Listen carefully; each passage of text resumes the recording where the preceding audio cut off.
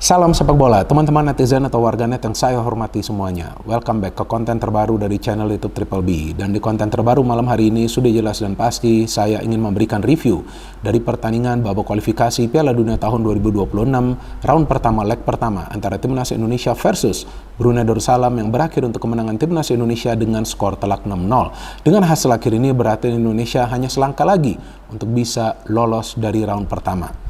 Dan bagi saya teman-teman, hasil akhir ini bukan merupakan sebuah kejutan besar. Wajarlah Indonesia bisa menang atas Brunei Darussalam dengan skor yang telak. Tapi cara Indonesia menang tadi gak gampang kan? Karena dua hal teman-teman. Yang pertama adalah karena Indonesia tidak bermain mengandalkan pengatur serangan dari menit-menit awal. Dan yang kedua adalah karena strategi dari Brunei Darussalam itu adalah negatif football. Artinya para pemain Brunei itu bermain mengandalkan taktik parkir pesawat. Jadi bukan parkir bis tapi parkir pesawat. Dan kalau feeling saya, mungkin feeling saya salah, tapi kalau feeling saya formasi dari Brunei itu adalah 8-1-1. Jadi 8 pemain di belakang, 1 pemain di tengah, dan 1 striker. Jelaslah terlihat bahwa para pemain Brunei lebih fokus untuk menahan serangan dari para pemain Indonesia dan menyulitkan para pemain Indonesia untuk menciptakan peluang. Sebaliknya dari Indonesia, Coach Sintayong memakai formasi yang sangat berani dan tentunya ofensif, yakni 4-2-4. Tapi masalahnya di lini tengah tidak ada pengatur serangan seperti yang tadi saya katakan. Di lini tengah yang dimainkan dari awal karena kita tahu Ivar Jenner dan juga Marcelino Ferdinand cedera, maka Sandy Walsh dan juga McClough. Sebetulnya nggak ada masalah juga yang dimainkan adalah Sandy Walsh dan juga McClough, tapi salah satu dari dua pemain ini harus bisa mengalirkan bola dengan baik ke lini depan. Kalau nggak, permainan dari Indonesia itu akan terfokus dari kedua sektor sayap saja. Dan itu yang terjadi kan di menit-menit awal jalannya pertandingan sampai memasuki babak kedua ketika Coach Sintayong ada melakukan pergantian pemain dengan memainkan Ricky Kambuaya menggantikan McClough, kemudian menarik keluar Dendi memainkan Witan. Memang Witan biasa bermain di sayap, tapi tadi saya melihat Witan lebih banyak melakukan penetrasi dari tengah untuk mengganggu konsentrasi dari para pemain Brunei. Jadi lebih banyak pemain Indonesia yang coba untuk mencari posisi di tengah atau di jantung pertahanan Brunei. Dan memang sih kita tahu bahwa mengandalkan serangan dari sektor sayap itu gak salah. Wajar saja mengandalkan serangan dari sektor sayap. Apalagi kan dengan bermain mengandalkan 4 penyerang artinya ada 2 penyerang sayap. Tapi ketika 2 penyerang sayap atau juga 2 fullback yang biasa maju itu tidak bisa mengirimkan umpan kunci yang sukses atau final pass yang akurat, ya gimana caranya bisa menciptakan peluang. Ketika tidak bisa menciptakan peluang, tentu ada kesulitan untuk mencetak gol. Dan betul, Indonesia bisa mencetak gol di menit-menit awal, kalau nggak salah di menit ke-6. Tapi kan setelah Indonesia mencetak gol tersebut, gol kedua itu dari set piece. Betul kan? Bukan dari open play. Karena dari open play sulit sekali untuk membuka pertahanan dari Brunei. Sebaliknya saya melihat dari para pemain Brunei, mereka memang tidak ingin mengambil resiko, bahkan untuk membangun counter attack. Di babak pertama enggak, mereka bertahan total, jangan sampai kebobolan banyak gol. Dan sebetulnya itu berhasil karena babak pertama mereka hanya kemasukan 2 gol. Tapi di babak kedua habis mereka. Kenapa habis? Karena yang saya melihat fisik dan stamina mereka sudah turun. Ya, para pemain mereka sudah gak bisa duel lagi. Staminanya sudah turun. Mereka tidak bisa mengimbangi kecepatan dari para pemain Indonesia. Plus, seperti yang tadi saya katakan, Ricky Kambuaya masuk, Witan dan juga tentunya ada Ramadan Sananta yang lebih agresif untuk mencari ruang. Lebih agresif untuk turun ke second line menjemput bola. Jadi ikut terlibat dalam proses membangun serangan. Dari susunan pemain yang dipilih dari awal, Coach Sintayong memilih pemain-pemain yang pertama punya kemampuan untuk cover apa tuh? Cover area untuk menutup ruang agar tidak bisa dimanfaatkan oleh para pemain Brunei Darussalam ketika mereka nanti merancang serangan, karena tentulah Brunei akan bermain dengan mengandalkan permainan defensif, kemudian coba untuk mengandalkan counter attack. Dan yang kedua, dia pilih pemain-pemain yang punya kecepatan. Jadi yang dia pilih mulai dari penjaga gawang adalah Nadio, di fullback sebelah kanan Asnawi, fullback sebelah kiri Arhan, di center back Elkan dan juga Rizky Ridho. Elkan dan Rizky Ridho adalah 2 pemain yang paling banyak melakukan intercept dan juga halauan. Aman banget lini pertahanan. Di tengah ada Sandy Walsh dan juga McClough. Nah, ini masalahnya bahwa McClough tidak bisa mengalirkan bola secara akurat. Beberapa kali jika teman-teman perhatikan, final pass dari McClough itu banyak yang tidak akurat. Jadi gimana caranya pemain-pemain yang sudah mencari ruang itu bisa menciptakan peluang. Dan di depan ada Hoki Caraka, ada Dimas Derajat, ada Sadil Ramdhani, dan juga ada Dendi Sulistiawan. Nah, saya melihat Dendi yang agak sulit sih untuk mencari ruang, tapi Sadil bagus banget. dia sering menjemput bola, dia bisa mengirimkan beberapa kali umpan-umpan kunci yang akurat, tapi saya melihat permainan dari Indonesia di babak pertama itu lebih terfokus untuk membangun serangan melalui Pratama Arhan. Jadi setiap kali bola itu sudah masuk ke tengah, maka akan diberikan kepada Pratama Arhan. Masalahnya Pratama Arhan beberapa kali tidak bisa mengirimkan umpan yang akurat. Oke, first goal ini menarik banget, karena tampaknya itu ya, Dendi yang mengirimkan umpan ke dalam kotak penalti. Hoki Caraka mendapatkan space, bagus sekali heading dari Hoki, tapi sayang kena tiang. Namun di sana ada Dimas Derajat. Nah inilah pentingnya bagi striker untuk terus mencari ruang. Nah Dimas Derajat itu tidak terkawal sehingga dia bisa mencetak gol pertama. Ini penting, gol pertama. Setelah itu Indonesia memang menyerang, sulit menciptakan peluang, tapi seperti yang tadi sudah saya jelaskan, gol kedua dari set piece, what a goal. Ini gol yang bagus loh. Umpannya akurat juga dari Sadil, padahal banyak sekali pemain Brunei di dalam kotak penalti pertahanan Indonesia. Setelah itu para pemain Indonesia memang nyerang, tapi kan sulit menciptakan peluang yang berbahaya. Kalau nggak salah tuh peluang yang berbahaya hanya dua ya, yang satu dari Asnawi dari luar kotak penalti dan yang bisa di-save oleh penjaga gawang Brunei, dan yang kedua Sandy Walsh.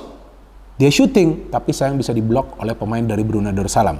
Nah saya menunggu nih, kapan Coach Sintayong akan melakukan pergantian pemain? Apakah melewati menit 60 atau pada saat babak kedua dimulai? Ternyata pada saat babak kedua dimulai langsung ada pergantian pemain, dan itulah pergantian pemain yang penting.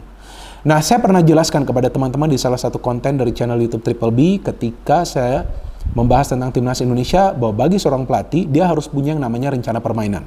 Rencana permainan itu terbagi ke 3 hal.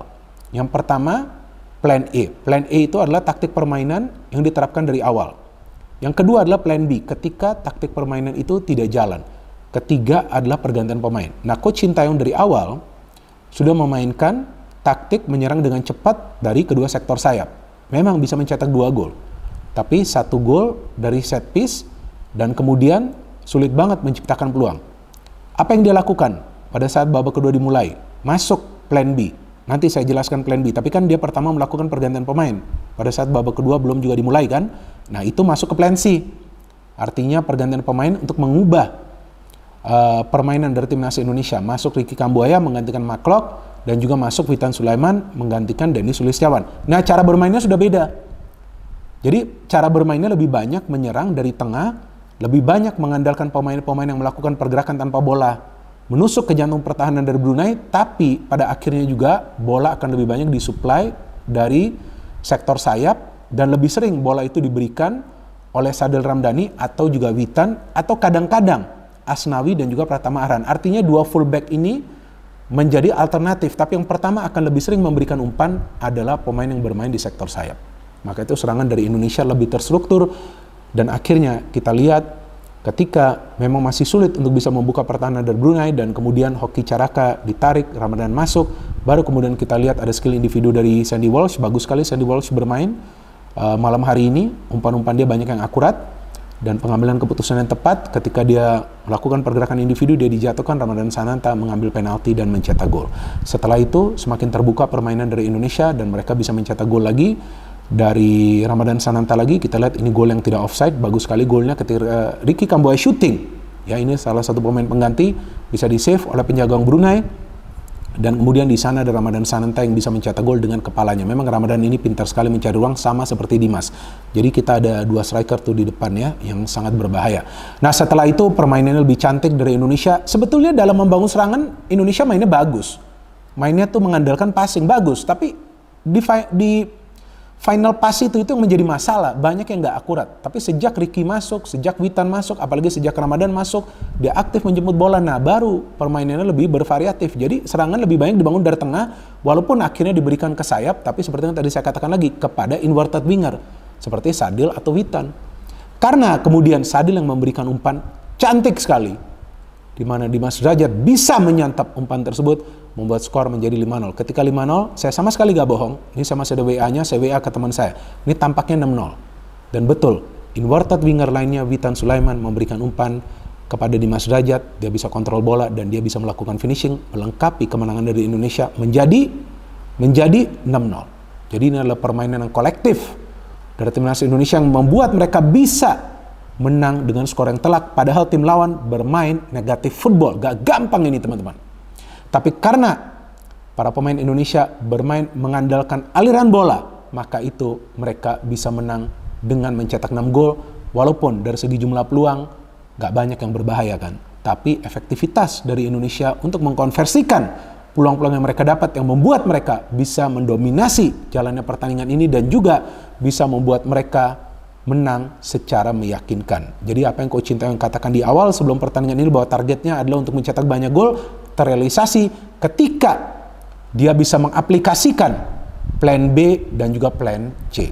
Nah, itulah makanya saya selalu katakan kepada teman-teman bahwa inilah pelatih kelas dunia. Jadi ketika dia memahami kesulitan bagi para pemainnya untuk membongkar pertahanan dari Brunei Darussalam, untuk menciptakan peluang-peluang yang berbahaya, mau tidak mau dia harus melakukan pergantian pemain. Dia gak perlu menunggu sampai menit ke 60 atau 70, langsung dia melakukan 2 pergantian pemain. Kemudian ketika dia melihat Hoki Caraka mulai sulit mendapatkan space, dia memainkan Ramadan Sananta. Dan itulah yang membuat Indonesia semakin menggila sehingga mereka bisa mencetak lebih banyak gol lagi di babak kedua untuk bisa menang dengan skor yang sangat telak 6-0 teman-teman. Dan apa yang bisa kita pelajarin dari pertandingan ini, yang kita bisa pelajarin bahwa ketika para pemain Indonesia bermainnya tenang, ketika mereka bisa bermain kombinasi passing di jantung pertahanan tim lawan, disitulah kita bisa melihat kehebatan dari Indonesia untuk bermain sebagai satu unit. Itu yang selalu saya katakan kan teman-teman, harus main dengan mengandalkan kerjasama. Teamwork makes the magic work. Tadi kita bisa melihat para pemain Indonesia bermain luar biasa. Jujur saya tidak melihat ada pemain yang egois. Egy masuk, Egy juga beberapa kali bisa memberikan umpan. Satu dia memberikan umpan kunci, yang Ramadan hampir mencetak gol. Tapi yang luar biasa Dimas Derajat yang bisa mencetak hat-trick teman-teman. Memang lawannya adalah Brunei, tapi Brunei juga bermainkan dengan 11 pemain. Gak ada kartu merah bagi Brunei teman-teman. But Indonesia bisa menang dengan skor yang telak secara taktis. Jadi gak ada tuh gol dari Indonesia yang berbau keberuntungan. Ini semua karena teamwork. Inilah yang kita harapkan. Padahal Indonesia gak full tim, jangan lupa dong. Jordi Amat gak bisa bermain. Kita gak main dengan playmaker, gak ada Marcelino, gak ada Ivar Jenner, Ricky Kamboya kan kita tahu adalah holding midfielder atau pemain box to box ya. Tapi ya itulah, ketika Coach Sintayong melihat ini sudah sulit bagi para pemain Indonesia membongkar pertahanan dari Brunei, bermain seperti yang tadi saya katakan kan, parkir pesawat, ya udah masukin pemain yang lebih agresif. Bisa set gitu kan. Akhirnya membuka pertahanan di Brunei. Ya tentu saya senang teman-teman dengan hasil akhir ini, dan juga tadi saya terhibur dengan permainan Indonesia. Ya memang ada beberapa kekurangan yang juga perlu dibenahi. Seperti beberapa kali sebetulnya tuh ketika sudah mendekati akhir pertandingan, para pemain Brunei bisa ya beberapa kali membangun counter, tapi yang masih bisa diamankan. Yang penting nanti di tengah pressingnya harus lebih masif lagi ketika lawan tim yang kuat. Jadi kita tunggu teman-teman leg kedua dari pertandingan ini yang rencananya akan dimainkan pada tanggal 17 Oktober. Ya tentu sekarang satu langkah dari Indonesia sudah masuk ke round 2 teman-teman, karena ya udah berat lah bagi Brunei untuk bisa menang dengan skor 7-0 nanti di kandang mereka sendiri ya. Tapi sebelum saya menutupi konten ini, saya ingin berterima kasih kepada teman-teman yang mendukung kemajuan dari channel YouTube Bola Bung Bindar, karena hingga hari ini jumlah subscribers telah melewati 770.000. Luar biasa dukungan yang teman-teman berikan, dan saya harapkan dukungan dari teman-teman akan tetap konsisten, dan seperti biasa saya akan selalu memberikan analisa secara logis, pakai akal sehat, dan tentunya fair alias netral. Maka itu yang selalu saya ingatkan kepada teman-teman bahwa Triple B bukan saja singkatan dari Bola Bung Bindar, tapi juga artinya masa kalian lupa Bindar bukan Basel. Senggol dong. No hate, no politics, only football. Salam sepak bola.